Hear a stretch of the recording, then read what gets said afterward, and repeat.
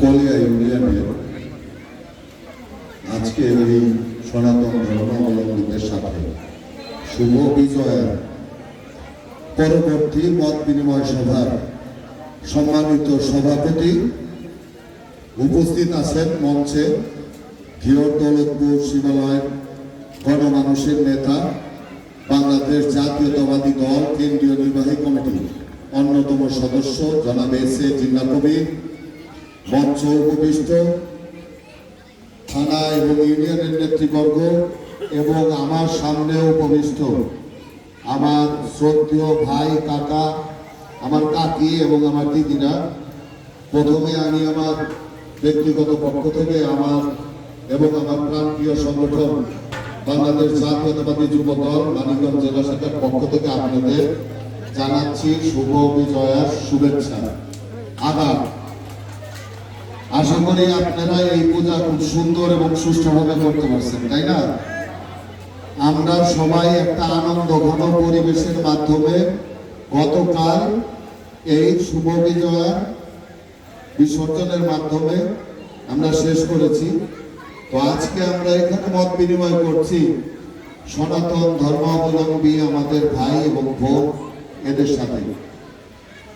আমি শুধু একটি কথা বলি আপনাদের, যে আমাদের দেশে কথা বলতে গেলেই সব জায়গায় রাজনীতি কিন্তু একটু আসে না? রাজনীতি কিন্তু আসবে। তো আমাদের যে দল বিএনপি কিন্তু আগাগোড়াই বাংলাদেশি জাতীয়তাবাদে বিশ্বাস করে, যে আমরা যারা বাংলাদেশে থাকি, আমরা যারা বাংলাদেশের নাগরিক, আমরা সবাই সমান। আমার পাসপোর্টের রং যেরকম সবুজ, আপনার পাসপোর্টের রঙও কিন্তু সবুজ, কোনো আলাদা নাই। আমার রক্তের রং যেরকম লাল, আপনার রক্তের রঙও কিন্তু লাল। তো আমাদের প্রিয় নেতা, বর্তমান বিএনপির ভারপ্রাপ্ত চেয়ারম্যান, রাষ্ট্র কাঠামো 31 দফা দিয়েছেন, রাষ্ট্র কাঠামো মেরামতের। এর ভিতরে একটা দফায় কিন্তু সুস্পষ্ট ভাবে দেখেন, উনি কিন্তু আপনাদের কথা চিন্তা করেন, উনি কিন্তু সুস্পষ্ট ভাবে বলেছেন যে ধর্ম তার, যে যার যার ধর্ম পালন করবে, কিন্তু এই দেশটা কিন্তু আমাদের সবার। এবং আপনাদের সামাজিক নিরাপত্তা, সম অধিকার, এই বিষয়টা কিন্তু এই বিএনপির ভারপ্রাপ্ত চেয়ারম্যান তারেক রহমান প্রদত্ত রাষ্ট্র কাঠামো মেরামতের 31 দফায় পরিষ্কার লেখা আছে। যে আমরা মনে করি এদেশের সংখ্যালঘু এবং সংখ্যাগুরু কোনো শব্দ না, আমরা সবাই বাংলাদেশী। এবং আমি যেরকম বাংলাদেশের নাগরিক, আপনিও সেরকম বাংলাদেশের নাগরিক। সো আমরা আগামীতে সবসময় চিন্তা করবো যে আমরা গায়ে কখনো কোনো লেবেল লাগাবো না, যে আমরা না, আমরা বাংলাদেশী। তারপরে আমি আমার মতামত সুষ্ঠু ভোটের মাধ্যমে দিব।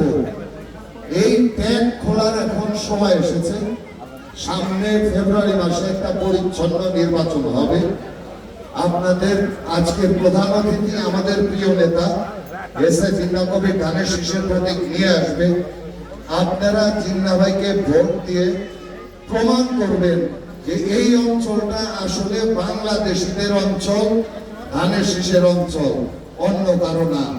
আপনারা যদি সুন্দর মতো নিজেদের ভোটটা ধানের শীষের পক্ষে দেন, এদেশের তারেক রহমান বাংলাদেশের প্রধানমন্ত্রী হয়ে রাষ্ট্র পরিচালনা করবেন।